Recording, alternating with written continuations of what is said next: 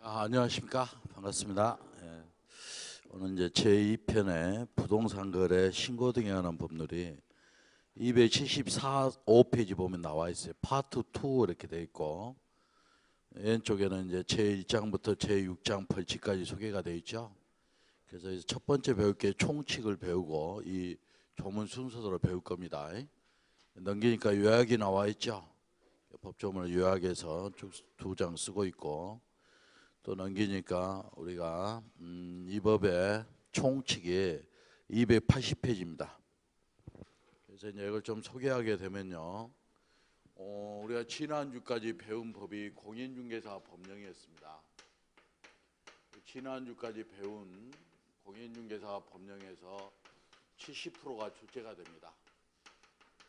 70%가 출제가 되고 나머지 30%가 오늘 배우는 부동산 거래 신고에 관한 법령과 다음 주에 진행하는 중개 실무에서 나머지 30%가 출제가 돼요.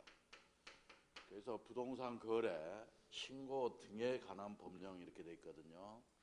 그래서 신고 등이니까 우리 신고 외에 허가도 규정합니다. 그래서 여기 보시면 부동산 거래 신고 말고도 허가에 관한 사항이 허가까지 포함돼요. 이유는 거래 신고법이 아니라 신고 등에 관한 법령이에요. 등에 관한 법령이니까 그 등에는 신고 외에 허가도 포함되고, 또 다음 주하고 다다음 주에 오시면 제3편이 나오는데 그걸 중개 실무라고 합니다.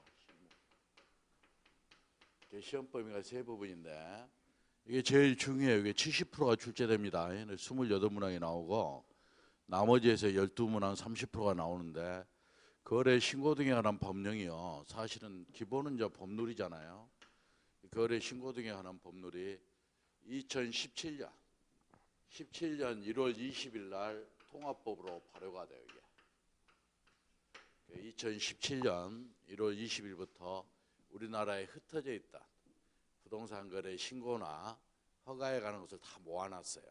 통합법을 명칭을 부동산 거래 신고 등에 관한 법률이라고, 그에 따른 시행령 시행규칙까지 합쳐서 법령이다 이렇게 부르고 있는데, 이 부동산 거래 신고 등에 관한 법령 핵심이 법률인데, 이 법률도 우리가 공인중개사법과 마찬가지로 6파트로 나와요. 6파트. 1장에 이 법의 총칙이 나와요. 총칙. 2장에 이게 중요하거든요. 이게 중요한데 이게 부동산 거래 신고제도입니다. 그래서 거래 신고제도는 기본적으로 두 문제는 출제해요. 최소. 근데 이번에 우리가 2월 달에 바뀐 내용, 엊그저께 3월 13일 날 바뀐 내용이 있기 때문에 여기 한 3문제 정도는 나오지 않을까 생각해봐요. 3문제 정도도 충분히 출제가 될 수 있다. 바뀐 내용이 많아요. 2월 달과 3월 달에. 그래서 2월 달치까지는 교과서에 반영이 됐어요. 2월 달부터 시행되는 내용은 작년 8월 21일 날 개정이 됐어. 그래서 발효를 6개월을 유예기한을 둔 거예요.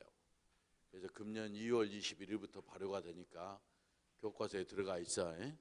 문제는 3월 13일 날 바뀐 내용은 아직 안 들어가 있다. 여기서 매출 안 되니까요, 수업하면서 구술로 하겠습니다. 따로 나갈 자료는 안 될 것 같아요. 다음에 제3장에 애국인 등의 부동산 등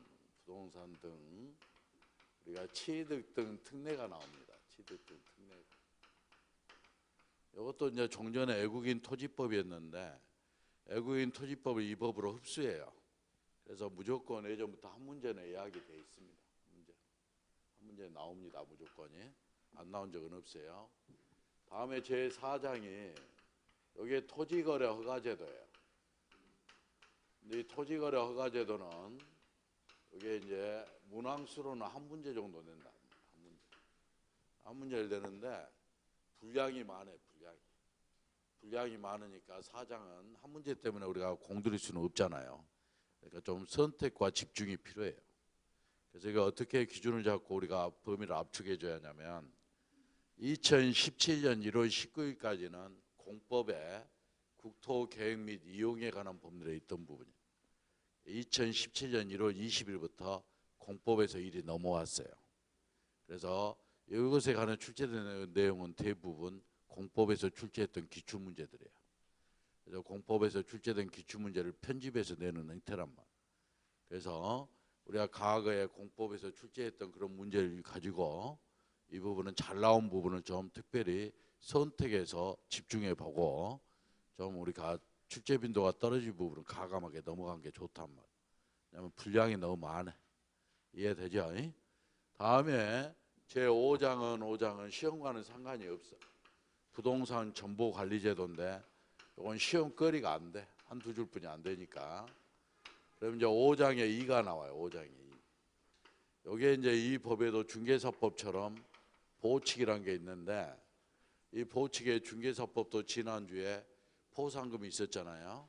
근데 이 법에도 포상금이 나와요. 포상금. 그래서 포상금이 출제거리가 풍부해서 나올 것이다. 작년에 노래를 불렀어요. 예상대로 작년에 출제를 해줬습니다. 작년에 해줬지만 부분 출제가 되기 때문에 또 출제할 거리가 많이 남아 있습니다. 그래서 포상금은 좀 잘 신경을 써서 보자.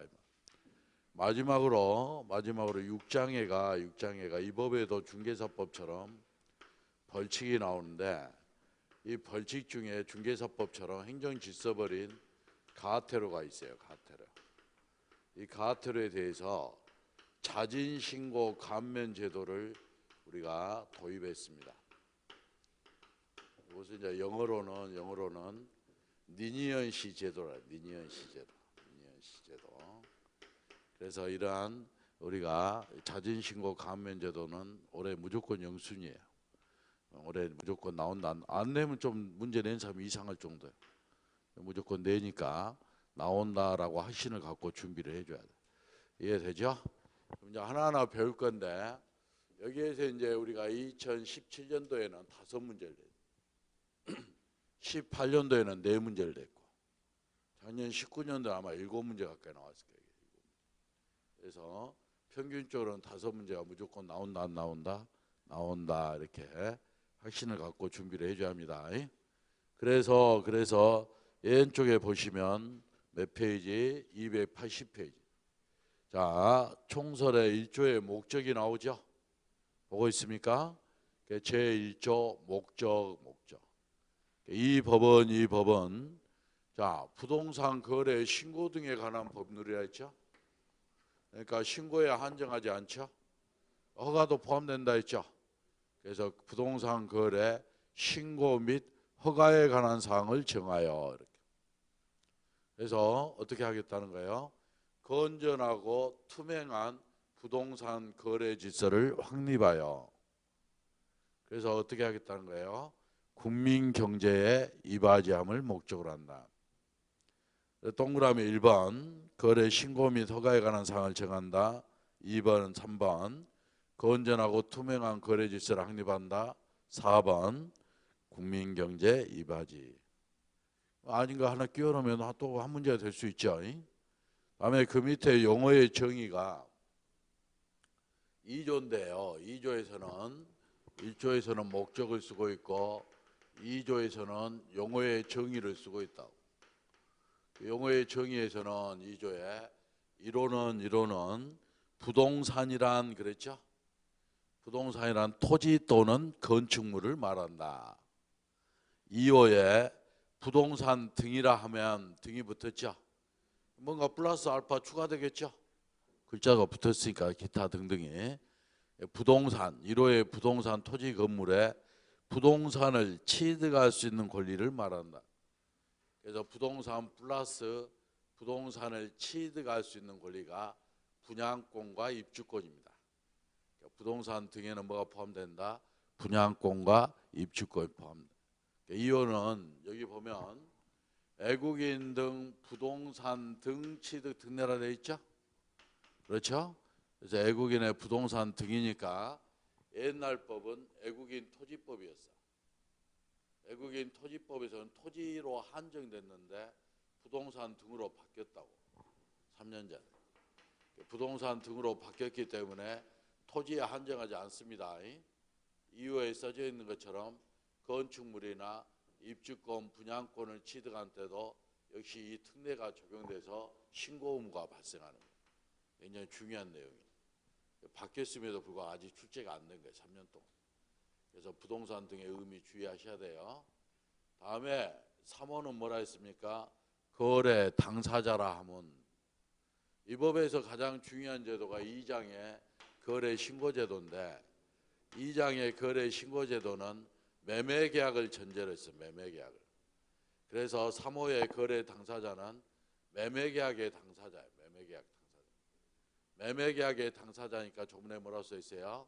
매수인과 매도인 이렇게 써져 있는 거예요. 이해했습니까? 그래서 이제 4호가 나오죠. 4호는 조금 있다 여기에서 볼게요. 애국인 등에서. 4호는 뒤에서 보기라고 3호까지 봤습니다. 다시 정리합니다. 1호의 부동산은 뭐다? 토지 또는 건축물. 2호의 부동산 등은 뭐다? 부동산 플러스 취득할 수 있는 권리. 취득할 수 있는 권리는 분양권과 입주권 포함되죠? 다음에 3호의 거래 당사자는 누구다? 매매계약이니까 매수인과 매도인. 됐습니까? 이제 조문 오른쪽에 다시 써져 있죠? 4호만 뺐습니다. 가로 4번만이. 조금 이따 봅시다. 4호는 넘기면. 그래서 이게 이제 본격적으로 내용에 들어가는데 내용에 우리가 3조부터 6조까지 조문이 3조, 4조, 5조, 6조 이렇게 조문이 4개가 나와. 4개가. 이 조문 중에 이 3조가 제일 중요한 조문이에요. 제일 중요한 조문. 3조에서만 2문제 이상이 나올 수 있어요. 조문 하나에서. 조문 하나에서 2문제 이상이 나올 수 있어요. 그래서 이 3조가 다시 1항, 2항, 3항, 4항, 5항, 6항 이렇게. 1항은 뭐냐면 1항은 방금 거래 당사자는 매수인과 매도인이라 했죠. 거래 당사자가 매수인과 매도인이 매매 계약을 체결한 거예요. 중개사를 거치지 않고 당사자가 뭐 됐다? 직거래한 거예요. 직거래. 그러면 3조 1항에서는 부동산 거래 신고를 당사자가 공동으로 신고해야 한다. 공동 신고 의무를 쓰고 있습니다. 이게 뭐다? 3조 1항입니다. 당사자가 직거래했을 때는 누가 부동산 거래 신고한다? 거래 당사자가 신고해야 합니다. 근데 그 밑에 보면 다만 있어질 거예요. 다만. 보인가요? 보이죠? 다만. 조문에 몇 줄인가요? 우리가 자 6번째 줄 끝에 있죠? 다만 매수인과 매도인 중에 한쪽이 국가나 지자체나 공공기관일 때 이하 국가 등이라 한다 그랬죠? 매수인이나 매도인 중 한쪽이 국가 등일 때는 누구만? 국가 등이 신고해야 한다 그랬죠? 이때는 예외적으로 국가 등 혼자만 단독 신고해야 한다. 그래서 1항에서 5번째 줄의 끝에 공동으로 신고해야 한다 했죠? 그러나 협조가 필요하잖아요. 일방이 거부하면 한쪽이 거부하면 부득이 다른 쪽이 못할 수밖에 없어요. 혼자 신고할 수밖에 없죠. 다른 쪽이 단독으로 신고할 수 있다. 이게 2항입니다. 그래서 1항, 2항은 직거래인데 3항에 보니까 3항에서 뭐라고 쓰고 있냐면 우리가 3항에서는 개업공인 중개사가 거래계약서를 작성 교부한 경우에는 그랬죠. 이 말은 뭐예요?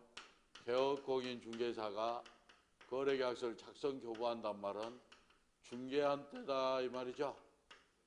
중개한테 누가 신고한다? 당사자가 아니라 개업공인 중개사가 신고해야 한다. 이렇게. 그런데 사망도 우리가 어떻게 됐습니까?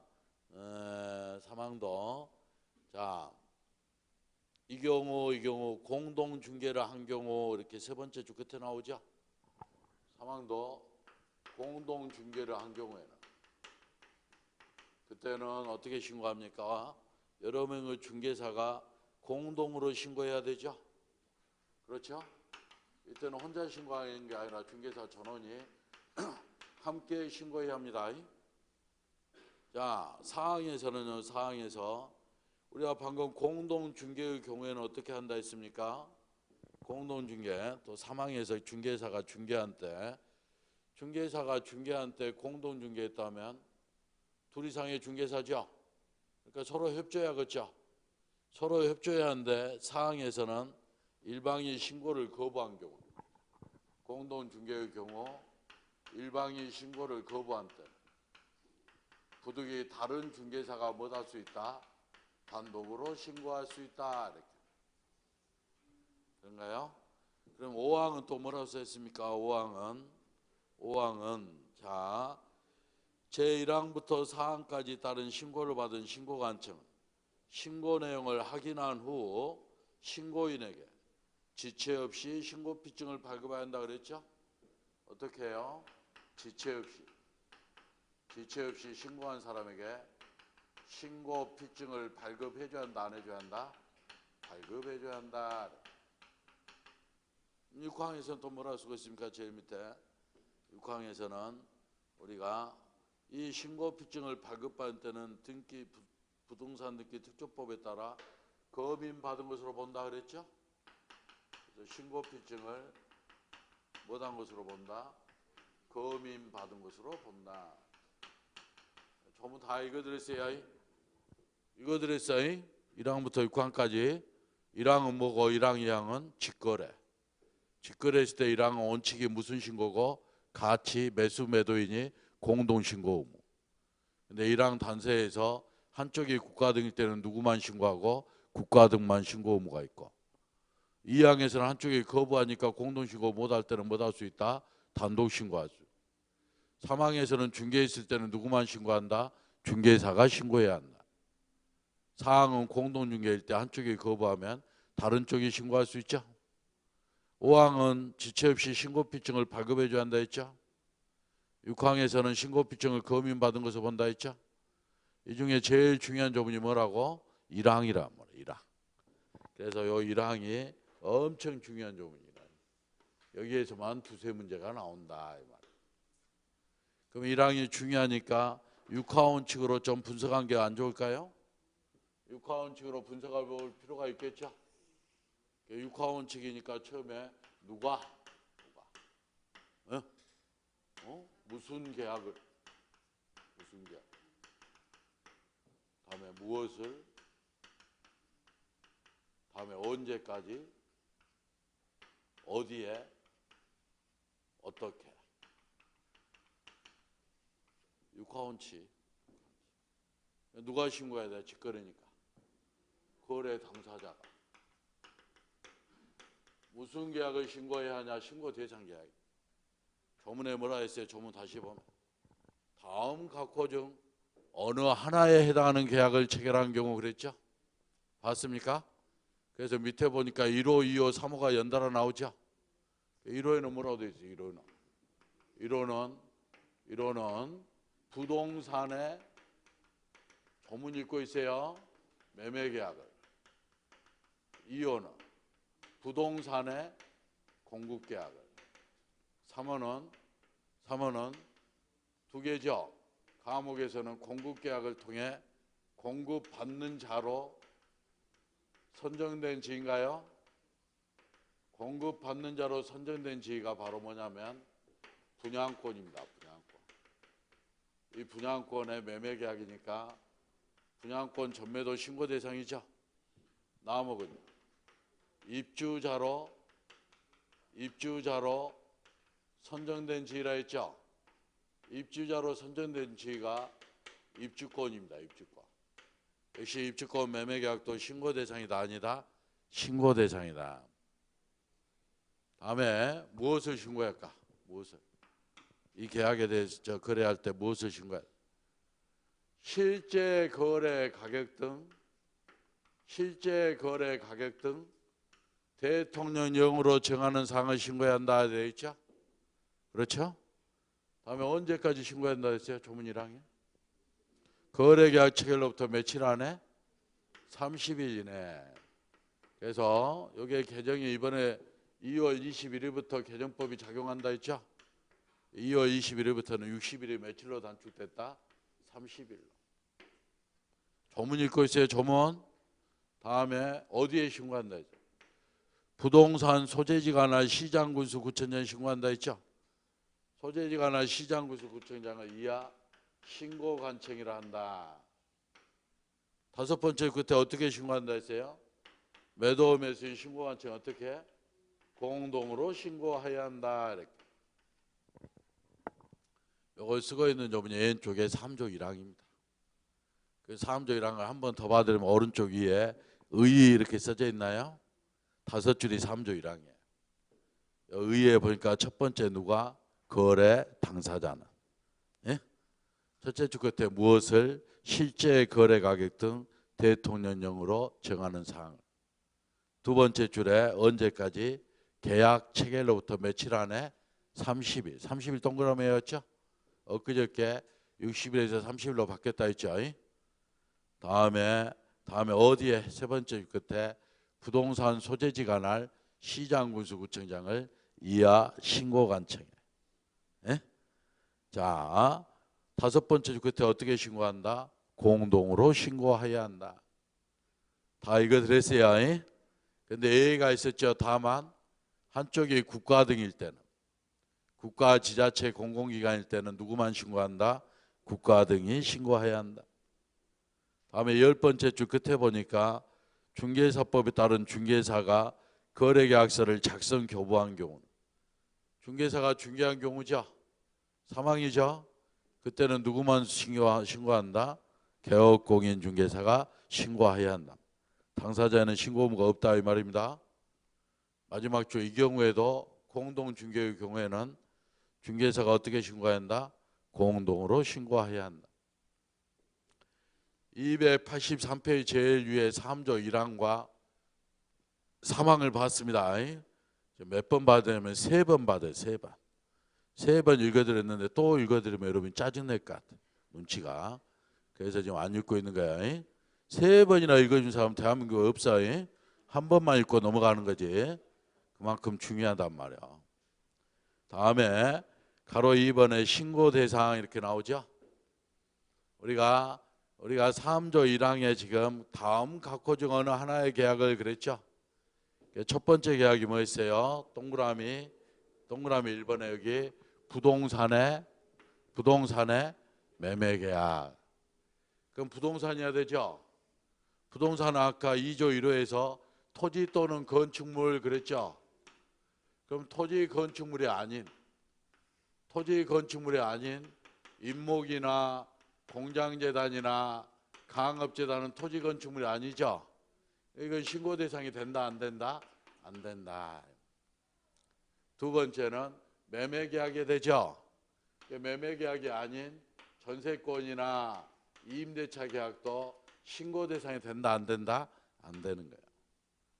세 번째는 계약이어야 되죠. 계약. 그렇죠. 계약을 민법 시간에 법률행위라 배우죠. 계약의 반대가 법률 규정이죠. 그게 뭐예요? 상속이나 공용 수용이나 경매는 법률 규정이니까 역시 계약이 아니니까 신고 대상이 된다 안 된다? 안 된다. 그래서 7글자가 이렇게 3개 이상의 지문이 만들 수 있는 거예요. 이게 오른쪽에 나오죠. 기업의 부동산이니까 B에 강업재단, 임목, 공장재단은 신고 대상이 아니다. 니은에 매매계약이 하니까 B에 교환이나 증여, 임대차는 신고 대상이 아니다. C에 계약이 아닌 상속경매 행성판결은 우리가 신고 의무가 있다 없다? 없다. 다 문제가 만들어지는 거죠 지금. 이게 첫 번째 부동산의 매매계약이고, 넘기면 두 번째 부동산 공급계약이 나오겠죠. 동그라미 2번에 부동산 공급계약. 부동산 공급계약은 뭐냐? 이 공급계약은 우리가 토지공사나 건설회사와 맺는 최초의 분양계약이에요. 만성지구의 현대 아이파크를 여러분이 분양받았으면 현대산업개발과 여러분이 최초의 분양계약을 체결하죠. 그것을 특별히 뭐라 부른다? 공급계약 이렇게 부르는 거예요. 그래서 이것도 2017년부터 없었던 내용인데 신고 대상으로 추가가 됐던 거예요. 그래서 이것 때문에 17년 시험에 출제를 했던 거예요. 없던 게 새로 만들어지니까. 이게 무슨 법이냐는 중요하지 않아요. 헷갈리니까 박스는 던져놓고 부동산의 공급계약을 기억하십시오. 이제 세 번째가 동그라미 3번입니다. 3번에 기억은 공급계약을 통해 공급받는 자로 선정된 지위가 공급계약이 분양계약이니까 여러분이 현대산업개발과 아이파크에 대한 분양계약을 맺으면 분양권이 취득하는 거죠. 여러분이 직접 입주할 수도 있지만 중간에 다른 사람한테 잔금 내기 전에 팔 수 있죠. 그게 분양권 매매입니다. 분양권 매매도 당연히 신고대상 계약이다 아니다? 신고대상 계약이다. 이유는 입주자로 선정된 지위니까 입주권이라 했습니까? 세 번째 줄. 입주권의 매매계약도 신고대상 계약이 돼요. 조심할 것은 근거법이 과거에는 도시 및 주거환경 정비법만 있다가 우리가 2년 전에 하나의 법이 추가돼요. 빈집 및 소규모 주택 정비법이 또 추가됩니다. 그래서 각각 풀어 쓸 수가 있어요. 둘을 찢어서. 그래서 도정법이나 빈집법에 따라 입주자로 선정된 지위도 입주권이라 해서 거래 신고 대상이 되고 요 매매계약도 거래 신고 의무가 있다 없다? 있다.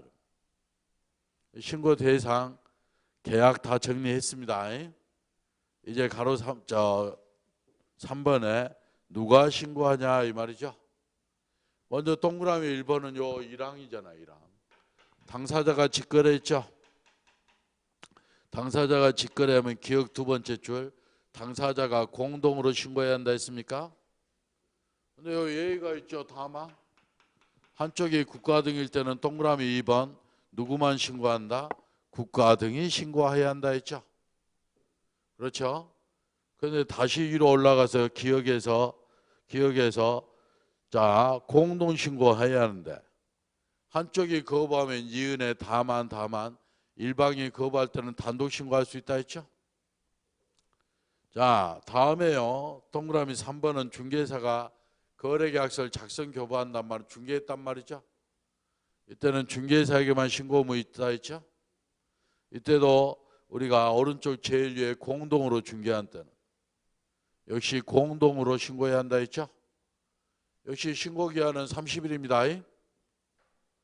자 가로 4번의 신고 내용은 아까 요 신고 내용이 뭐였어요? 신고 내용이 우리가 실제 거래 가격 등 대통령령으로 정하는 사항을 신고한다 했죠. 가장 핵심이 실거래가죠. 이게 2006년 1월 1일부터 지금부터 14년 전에 시행하는데 이것을 실거래가 신고제도라고 부른 이유도 그러합니다. 예? 그래서 이 박스 중에 제일 중요한 것은 동그라미 5번에 무슨 가격이에요? 실제 거래 가격이에요. 285페이지 보고 있어요. 285페이지에 박스에 매매계약을 체결할 때 신고하니까 우리가 매도인, 매수인, 거래 당사자가 등장하죠. 그래서 동그라미 1번에 당사자 인적사항, 매도 매수인의 주소, 성명, 전화번호. 두 번째가 동그라미 2번에 계약 체결일이나 중도금 지급일 등 날짜. 세 번째 3번, 4번이 부동산 표시에 관한 내용. 다음에 다섯 번째 실제 거래 가격이 제일 중요하다 했죠. 다음에 여섯 번째는 우리가 자금 조달 계획과 또 뭐가 있습니까? 7번에 입주 계획입니다. 8번은요. 조건이나 기한을 붙였으면 그 조건이나 기한. 9번은요. 여기 보니까 중개사가 중개했을 때는 중개사에게 신고 의무 있으니까 중개사가 중개했을 때를 대비한 중개사의 인적사항이죠. 나중에 자동으로 암기하는 방법 나중에 가르쳐줘요. 오늘 주의할 것은 이 중 9가지 중에 제일 중요한 게 뭐다? 5번의 실제 거래 가격. 그래서 일명 실거래가 신고제도라고도 부릅니다. 오늘 또 하나 여러분이 기억할 게 6번은 6번, 7번입니다. 6번을 뭐라 했습니까? 이 사람이 자금 조달계. 7번을 뭐라 불렀어요? 입주계. 근데 전주 같은 경우는 해당 사항이 있을 수도 있고 없을 수도 있는데 이게 이제 엊그저께 우리가 3월 13일날 개정이 돼요. 3월 13일 개정 전에는 자금 조달 계획과 입주 계획이죠 지금. 그렇죠. 이 자금 조달 계획과 입주 계획이 엊그저께 3월 13일 날 개정이 됐다고. 자금 조달 계획이 6번이죠. 7번이 입주 계획이죠. 3월 13일 이전에는 투기 가열지구에서 3억 이상의 주택에 한정했던 거예요. 전주는 해당 사항이 없었어. 근데 3월 13일 날 어떻게 바꾸냐면 투기 가열지구 또는 예? 조정 대상 지역. 조정 대상 지역은 우리가 3억 이상의 주택일 때 이렇게. 그래서 요게 추가된 거예요. 3월 10일까지는 투기 가열지구 3억 이상 주택만 있었는데 여기에 뭐가 추가됐다고? 또는 조정 대상 지역이 추가됐다고.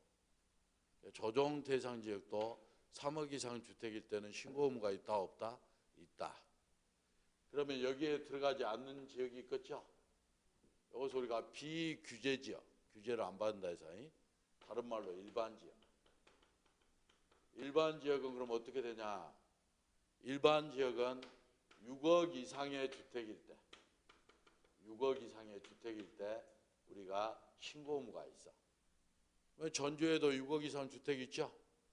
이번 바뀐 법에 따르면 전주에서도 6억 이상의 주택일 때는 자금 조달 계획과 입주 계획을 신고해야 한다, 안 해야 한다? 해야 한다가 되는 거야. 이해되겠어요? 그래서 또 하나 이제 조심할 게 여기 자금 조달 계획과 입주 계획만 신고하면 되는 거죠. 계획만. 그렇죠. 그런데 요 자금 조달 계획은 자금 조달 계획 증명 자료 제출 의무가 하나 만들어져요. 증명 자료를 제출할 의무가 있어야 한다 있다 이 말이에요. 어떤 경우가 자금 조달 계획 증명 자료 제출 의무가 있냐? 그게 바로 투기 가열지구에서 9억 이상의 주택의 경우, 9억 이상의 주택의 경우에는 계획 갖고는 부족해. 증명 자료를 제출해야 한다, 안 해야 한다? 해야 돼. 지금 저기에 노란색 분필이 새로 만들어진 거예요. 언제부터? 3월 13일부터. 예? 책을 보면서 소개할게요. 자, 그래서 이 박스에서 우리가 6번, 7번, 6번이 뭐고? 안 지워. 안 지울 테니까 쉬는 시간에 적으면 되고 책을 좀 봐. 285페이지. 285페이지 보면 박스에서 6번에 뭐가 있는데 자금 조달 계획이 있고 7번에 무엇이 있는데 입주 계획이 있는데 예? 어느 때만 이걸 신고 의무를 뒀다고요? 어느 때만 이것을 그 위에 가로 4번에 신고 내용 있죠? 동그라미 1번에 위에 박스 위에 동그라미 1번에 몇 번째 줄? 세 번째 줄 뭐라고 써 있어? 투기 가열 지구에 소재하는 주택으로서 실거래가가 3억 이상의 주택 써져 있죠? 여기에 책을 고치라고 투기 가열지구 세 번째 줄에 또는을 넣으라고. 또는 투기 가열지구 또는 조정 대상지역. 조정 대상지역 추가됐죠. 투기 가열지구나 조정 대상지역은 얼마 이상인 주택이라고? 3억 이상 주택인데 전주 같은 경우에는 둘 다 아니죠. 전주 같은 경우는 비규제 지역이잖아. 이런 지역을 우리가 일반 지역이라 부릅시다. 일반 지역은 여기 안 들어가더라도 얼마 이상 주택일 때는 6억 이상인 주택일 때는 자금 조달 계획과 입주 계획을 신고해야 한다, 안 해야 한다? 해야 돼. 계획만 신고하면 된다고, 계획만. 예? 그런데 더 우리가 투기를 막기 위해서 세기를 박아버렸다고. 투기, 가해일주구에서 얼마 이상인 주택일 때는 9억 이상의 주택일 때는 계획 갖고 안 된다고. 자금 조달 계획을 증명하는 자료를 제출할 의무가 있다 없다? 있다고. 돈을 대출받아 제출한다면 잔금 치르기로 했다면 우리가 돈을 대출받는다는 계획만 제출했는데 그 지역이 투기 가해지구고 9억 이상의 주택일 때는 계획 갖고 부족하다고. 그때는 통장을 가져오란 말이에요. 대출 통장을. 대출 계약서를 가져오란 말이에요. 제출할 의무가 있다 없다? 있다. 이 빨간색이 추가됐다 이 말이에요. 투기 가해지구 9억 이상의 주택은 우리가 계획을 증명하는 자료를 제출할 의무가 있다 없다? 있다. 이해되겠어요? 자, 이렇게 해서 여기 아마 올해 내겠죠? 당연히 내겠죠. 내려고 고쳤어. 시험 문제 내려고. 무슨 말인지 알겠죠? 쉬는 시간에 해당 부분에 기재하세요. 다음에 넘기시면 286페이지 부동산 거래계약 신고 방법 및 절차 이렇게 돼 있죠. 부동산 거래 신고를 어떻게 하냐. 우리가 칠판에서 방금 육하원칙은 배웠죠. 칠판에서 육하원칙 배웠죠. 육하원칙을 쓰고 있었던 게 뭐예요? 이걸 쓰고 있었던 게 3조 1항에서 당사자가 직거래했던 공동신고 원칙이라 했죠. 한쪽이 국가 등일 때는 단독신고라 했죠. 2항에서 일방이 거부하면 다른 쪽이 단독신고할 수 있다 했죠. 그렇죠? 그래서 무슨 계약을 이 셋 중에 하나의 계약을 무엇을 실제 거래 가격 등 대통령령으로 정하는 사항을 앞에 이 박스를 언제까지 30일 계약 체결로부터 또 60일에서 이번에 30일로 바뀌었다 했죠. 다음에 또 뭐예요? 어디에? 신고관청. 어떻게 신고한다고 원칙이 공동으로 신고한다 했죠. 그래서 지금부터는 신고 방법을 배우자 이 말. 신고 방법. 신고 방법을 배우면 되겠죠. 그래서 신고 방법이 여기 공동신고라 하면 공동신고의 의미 이 공동신고의 의미는 신고서를 함께 작성한다 이런 말. 이것이 공동신고다. 그러면 신고서를 함께 작성한다는 말은 종이로 된 신고서라면 신고서에 매도 매수인이 함께 서명 또는 날인한다. 작성한다는 의미는 서명 또는 날인한다. 어떻게? 함께. 여기에 공동신고야. 인터넷으로 다운받아 모니터에 띄워놓은 전자문서라면 전자문서 모니터에는 우리가 이름 쓸 수 없죠. 도장 찍으면 모니터 깨지죠. 이때는 함께 공인인증. 공인인증을 우리가 전자인증이 공인인증이야. 전자인증. 매도 매수인이 함께 공인인증한다 이런 뜻입니다. 이것이 공동신고의 뜻이에요. 공동신고의 뜻. 그러면 자, 공동신고는 작성을 같이 한단 말이야. 작성한 것을 제출할 때는 둘이 갈 필요 없어요. 단독으로 제출합니다. 제출할 때 어떻게 제출한다? 단독으로 제출합니다. 둘 중에 한 사람. 단독으로 제출하는데 우리가 당사자가 직접 제출할 수도 있고 법무사가 대리 제출할 수도 있다 없다? 있다. 대리. 그래서 당사자가 직접 제출할 때는 한가하면 작성한 신고서를 덕진구청 민원실을 방문하여 방문 제출할 수 있고 또 하나는 인터넷으로 작성한 문서라면 전자 제출할 수 있겠죠? 그렇죠? 근데 직접 덕진구청 민원실을 방문할 때는 신고서 외에 신분증도 제시해 줘야 한다, 안 해줘야 한다? 해줘야지 매도 매수인을 확인할 거 아니에요? 그러겠죠? 그러면 인터넷으로 제출할 때도 전자문서를 제출하려면 콘셋에서 코드 빼가지고 모니터 띵고 갑니까? 컴퓨터 들고 승용차 뒷자리에 싣고 구청에 갖고 컴퓨터 꽂고 또 직원 앞에 킨가? 그러면 컴퓨터 코드 빼면 날라가 버려. 전기 끊어지면 날라갑니다. 그래서 그때는 어떻게 한다? 보내기를 클릭하죠. 보내기를 클릭하기 전에 신분 확인을 해야겠죠. 전자신분이 바로 공인인증이라고. 공인인증을 하고 보내기를 클릭하면 돼요. 당사자가 직접 할 때는. 그런데 법무사가 대리 제출이 나올까요? 다른 직업도 아니고 법무사. 우리가 계약을 했으면 소유권 이전 등기를 받아야겠죠. 소유권 이전 등기를 신청하기 위해서는 거민계약서가 필요해요. 거민계약서. 시장 등에 도장이 찍힌 계약서가 필요하다. 그런데 아까 3조 5항에서는 신고필증을 뭘로 본다 했어요? 거민 받은 것으로 본다고 읽었죠. 신고필증 자체가 거민계약서가 되고 이 신고필증이 있어야 법무사가 등기를 신청할 수가 있다고. 신고필증이 없으면 등기를 못해. 필연적으로 당사자가 전문가가 아니까 버벅거리면 법무사가 끼어들 수밖에 없는 거야. 저게 있어야 등기를 하는 거니까. 그래서 법무사가 이 대리 제출합니다. 이때도 역시 덕진구를 방문하면 방문 제출하면요. 신고서 외에 법무사의 주민증을 보여주겠죠. 대신 왔죠.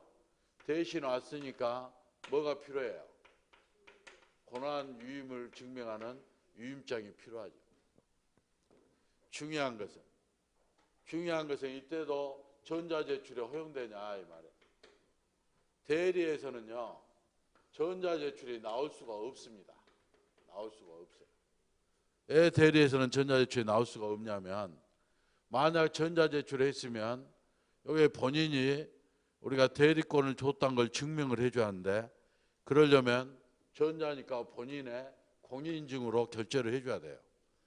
본인의 공인인증을 법무사에게 넘겨주면 현재 공인인증이 은행에서 발급한 보안카드로 있어야 공인인증이 발급되죠. 공인인증 자체가 여러분 통장과 도장과 비밀번호 역할을 하는 거예요. 숫자 말로 내가 여러분 공인인증을 갖고 있으면 여러분 통장에서 10원짜리까지 다 털어갈 수 있다 없다? 있단 말이에요. 인터넷으로. 그래서 만약에 지금 본인이 공인인증을 넘겨줘 버리면 본인 통장에서 탈탈탈 돈을 털어갈 수 있다 없다?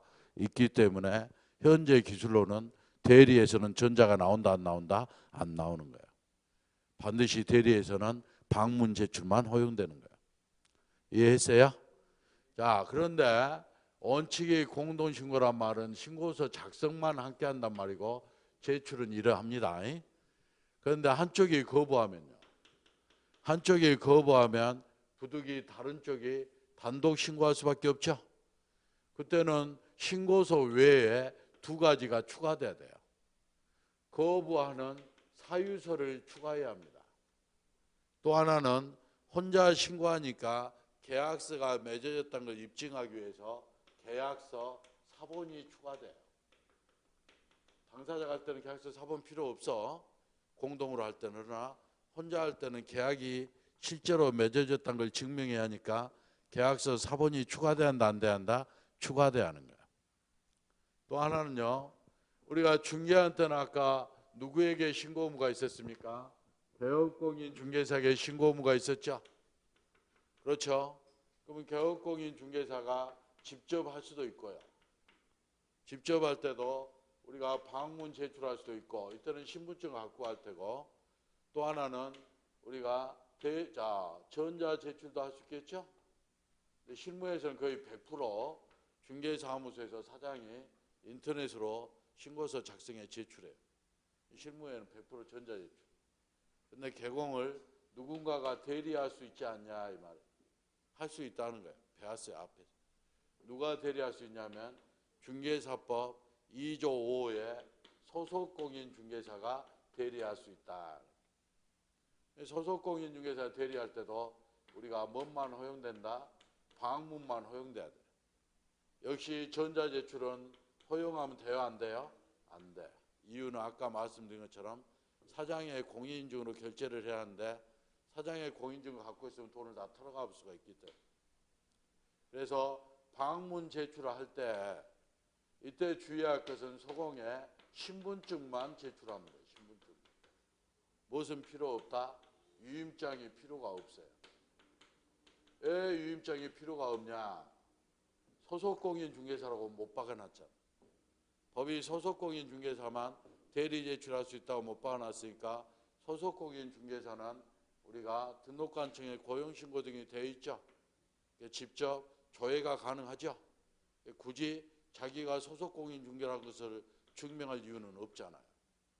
그래서 아까 법무사 대리에서는 유임장이 필요했지만 중개사 대리에서는 유임장이 필요있다 없다? 없다. 어쨌든 본인 법무사 대리든 중개사를 대리하는 소공이든 전자제출은 할 수 있다 없다? 없다. 이런 내용. 이것을 지금 책에 쓰고 있는 겁니다. 그래서 한번 다 봐드렸으니까 복습 차원에서 한 번 더 볼 테니까 3번까지는 안 봐줘. 2번까지만 봐줄 테니까 286페이지 보시면 먼저 동그라미 1번 왼쪽 페이지는 당사자 직거래 요겁니다. 요거. 오른쪽 페이지 동그라미 3번은 요거 중개사가 중개한다. 왼쪽 페이지 동그라미 1번에 당사자가 직거래다. 직거래는 원칙이 당사자가 공동으로 신고한다 했죠. 공동으로 신고한다는 의미는 제일 위에 두 번째 줄 공동으로 서명 또는 날인한다 그랬죠. 그렇죠. 그런데 한쪽이 거부해 버립니다. 동그라미 빈가요? 한쪽이 거부하면 어쩔 수 없이 다른 쪽이 단독으로 신고할 수 있다 했죠. 박스에 1호 단독으로 신고할 때는 거래계약서 사본이 추가돼야 되죠. 거부 사유서가 추가돼야 되죠. 2호. 다음에 자 당사자가 직접 구청을 방문하면 시에 신분증을 제시해야 되죠. 그렇죠. 그런데 당사자를 제출할 때 법무사가 대리 제출할 수 있죠. 그렇죠. 법무사가 대리 제출은 보이스 피싱 때문에 전자 제출은 안 되고 무슨 제출만? 방문 제출만 할 수 있다 했죠.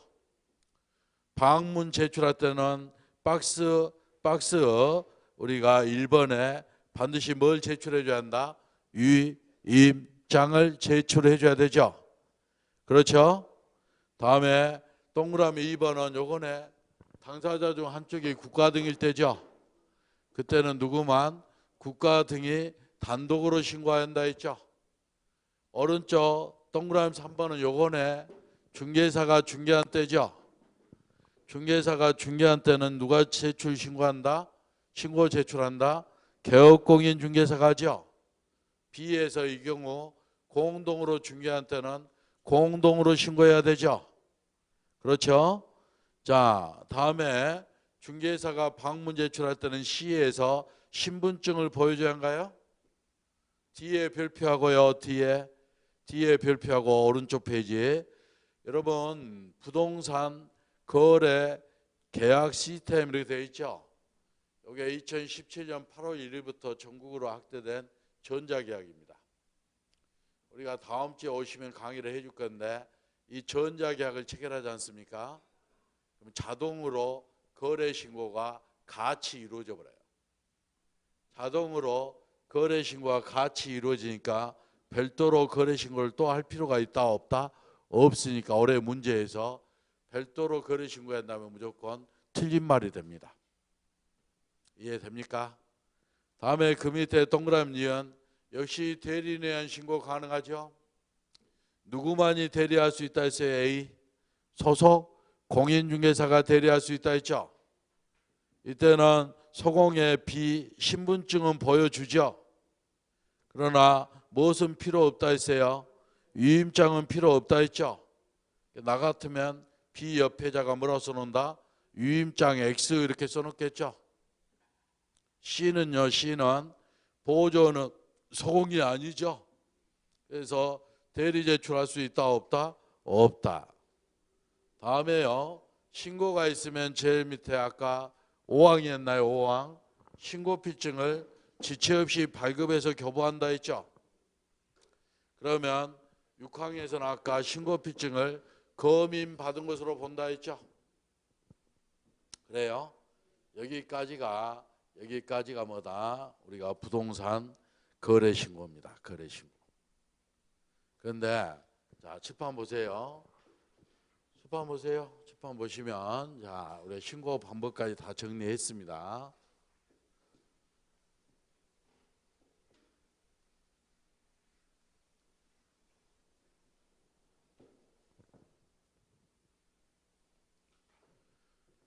자, 보시면 신고가 있습니다. 신고 필증을 발급합니다. 이 신고 필증이 검인계약서로 간주되죠. 신고 필증을 제출해서 등기를 신청하는 이런 경로를 거치는데 아까 신고 기한이 60일에서 30일로 단축됐죠. 절반은 단축되게 이제 계약 체결하자마자 바로 신고 들어가야겠죠. 신고부터 했는데 잔금을 안 준 거야. 그러면 계약을 해지할 수 있죠. 또 무효 사유가 발견된 거야. 또는 취소 사유가 있어서 취소권을 행사해버린 거야. 그래서 첫 번째는 신고 필증 이후에 사정이 변경된 경우. 이 사정이 변경된 첫 번째가 계약에 무효 사유가 있다는 취소권을 행사해버린 거야. 소급해서 무효가 되죠. 또는 계약에 해제 사유가 있어서 해제를 해버렸다.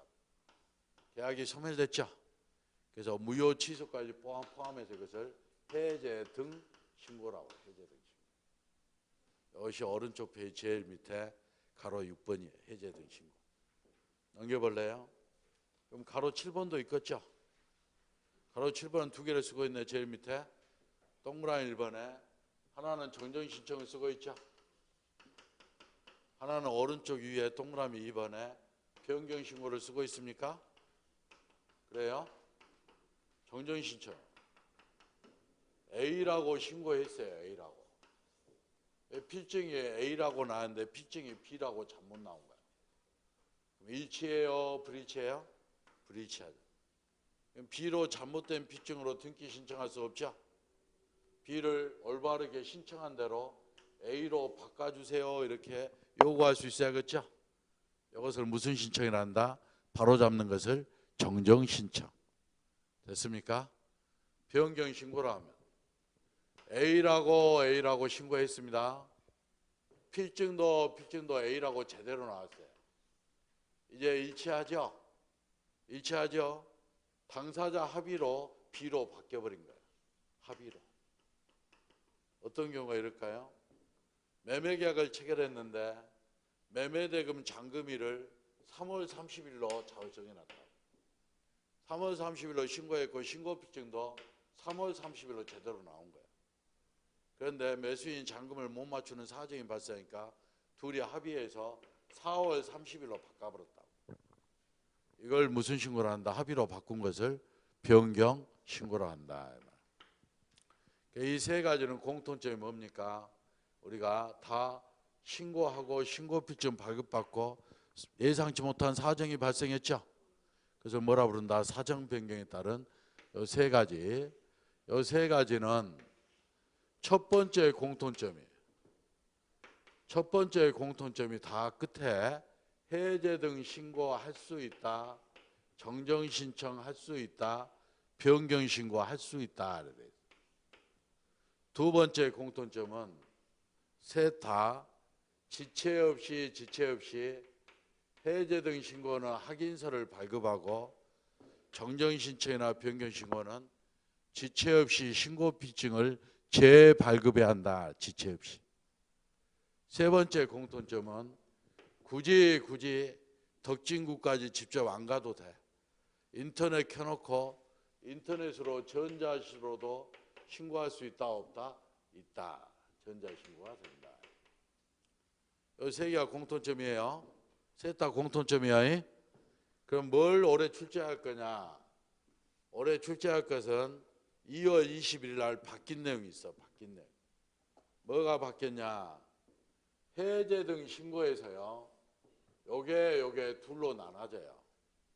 하나는 당사자가 직거래했을 때. 당사자가 직거래했을 때는 해제 등 신고를 당사자가 신고해야겠죠. 이때는 신고해야 한다. 신고해야 한다. 그래서 당사자가 직거래했을 때는 할 수 있다가 아니라 뭐다? 할 수 있다가 아니라 뭐다? 신고해야 한다로 바뀐 거예요. 이게 바뀌었어요. 작년까지는 노란 분필이 없었어. 올해 2월 20일까지. 그러니까 어떤 일을 저지르냐? 우리가 동대표나 분회장이 짬짬이로 우리가 송천동에 현대아파트가 있다면 시세가 2억이라면 아파트 가격을 부풀리려고 4억에 거래한 걸로 계약을 만들어내. 그래서 계약 만들어내고 국토부 실거래가 사이트에 2억짜리 아파트를 4억으로 신고해버려요. 그럼 실거래 사이트에 4억이 올라가 있죠. 그래놓고 이게 문제될 것 같으니까 둘 사이에는 계약을 깨버려. 없던 일로. 근데 1월 20일까지는 해제 신고 의무가 있었어 없었어? 없었다 했죠. 2월 21일부터 만들었다 했죠. 2월 21일 이전에는 해제 신고를 안 해도 돼요. 안 해도 되니까 계약이 깨졌지만 국토부 사이트에는 시가 2억짜리가 얼마로 둔갑해갖고 올라가 있는 거예요. 4억으로 둔갑돼갖고 올라간 거예요. 해제 신고 의무가 없으니까. 순진한 여러분은 우리가 그 호갱노노인가요? 그런 사이트 많이 있죠. 그거 보고 송천동의 현대아파트가 2억에서 4억으로 올랐구나 이렇게 거래를 해버리는 거예요. 그러니까 아파트 가격을 조작하는 것을 막기 위해서 당사자가 직거래했을 때는 계약이 깨졌을 때는 반드시 신고해야 한다 안 해야 한다? 해야 한다로 법을 바꾼 거예요. 안 하고 비대면 500만 원 이하 과태료 뒤에 나와요. 이해되겠습니까? 그래서 해제 신고 의무가 추가된 겁니다. 이유가 있으니까 법을 바꿨을 거 아니에요. 그래서 해제 신고는 저거 올해 시험에 나와요. 그래서 당사자가 직거래해서 해제한 때는 신고해야 한답니다. 하지만 중개사가 중개했을 때는요. 그럴 위험이 없죠. 중개사 무드로 그런 수고를 하겠어요. 그래서 중개사가 직접 중개했을 때는 원래대로 신고할 수 있답니다. 해제 신고할 수 있다. 이해했어요? 자, 그래서 우리가 왼쪽 페이지 제일 위에 해제 등 신고 보고 있나요? 288페이지. 제일 위에 동그라미 1번 누구는 거래 당사자가 직거래했네요. 직거래했을 때는 서로 법을 바꿨죠. 우리가 해제 등이 확정된 날부터 며칠 안에 30일 안에. 아까 거래 신고도 30일이고 해제 신고도 의무가 되면 기한이 있어야 할 거 아니에요. 그래서 30일이 나오고 세 번째 줄에 당사자가 공동으로 해제 신고해야 한다죠. 그럼 어디 별표하면 돼요? 해야 한다 동그라미 별표하면 되겠죠? 예? 첫 마디에 당사자 동그라미. 당사자가 계약을 해제한 때는 해제 신고해야 한답니다. 자, 다음에요. 다음에 여섯 번째 줄에 누구? 개업공인 중개사가. 동그라미 했어요? 이것은 바꿀 이유가 없죠? 중개사가 장난칠 이유가 없죠? 그러니까 의무로 둘 이유가 없으니까 종전대로 개업공인 중개사는 여덟 번째 줄에 해제 신고를 할 수 있다. 할 수 동그라미. 뭔만 바꿔놓은 거예요? 다 할 수 있다는데. 첫째 줄에 당사자만 해제 신고해야 한다로 바꿨어요. 자, 다음에요. 다음에 동그라미 2번 보니까 역시 해제 신고가 있으면 지체 없이 확인서를 발급한다 했죠. 지체 없이가 나오고. 또 중요한 것은 동그라미 3번도 앞에서 부동산 거래 신고는 전자계약을 체결하는 때는 할 필요 없다 했죠. 동시에 이루어지니까. 역시 부동산 거래 해제도 전자계약 시스템을 통해서 이루어지면 별도로 해제 신고할 필요 있다 없다? 없다. 이유는 동시에 이루어지니까. 별도로 해야 한다면 틀린 말이 되겠죠? 그래서 한 번 더 기억하세요. 다음에 가로 7번에 동그라미 1번 정전 신청이죠. 다음 중 어느 하나에 해당하는 사항이 잘못 기재 가로하세요. 잘못 기재. 두 번째 줄에 잘못 기재 가로했습니까? 박스 위에. 이때는 바로 잡는 것을 정전 신청이죠. 정전 신청도 이게 할 수 있다죠. 할 수 있다. 그렇죠? 박스는 정전 신청 사항이 되고 오른쪽 정전 신청 방법 나오고 동그라미 자 2번인가요? 동그라미 2번은 변경 신고인가요? 오른쪽 변경 신고는 신고 내용과 필증이 일치하지만 합의로 바뀌는 경우죠. 그래서 다음 중 어느 하나에 해당하는 사항이 변경된 경우 두 번째 줄 변경 동그라미 이때 세 번째 줄 등기 신청 전 가로 박스 바로 위에 변경 신고는 언제까지만 가능하다고요? 등기 신청 전까지만. 그럼 박스에 거기 보시면 박스에 6호 보시면 잔금 지급일 나와 있죠. 그래서 여기 아까 뭐라 했어요? 잔금 지급일을 3월 30일로 잡았다가 필증도 3월 30일로 제대로 됐는데 합의로 4월 달로 연기해 줬으면 정정 신청할 수 있다 했죠? 그렇죠? 변경 신고.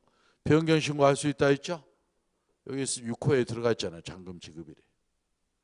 다음에요. 니은에 보시면 우리가 동그라미 3번 보실래요? 제일 밑에. 여기 위에 정정 신청이나 변경 신고가 있으면 두 번째 줄 제일 밑에 지체 없이 나와 있죠. 지체 없이 신고 필증을 재발급해야 한다 했죠. 여기 나오잖아요. 지체 없이. 세 가지 공통점입니다. 할 수 있다. 지체 없이 인터넷 신고도 가능합니다.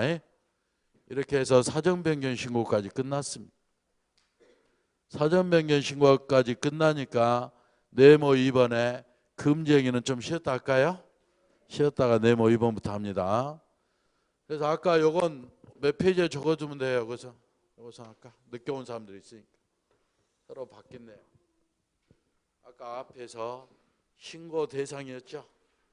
신고 대상의 자금 조달 계획과 입주 계획이 아까 앞에 몇 페이지였나요? 앞에 우리가 285페이지죠. 285페이지에 가로 4번에 동그라미 1번에 적어놓으면 되죠. 245페이지 가로 4번에 동그라미 1번에다가 3월 13일 날 추가된 내용 아까 설명했죠. 좀 고쳐서 적어주시고 세 번째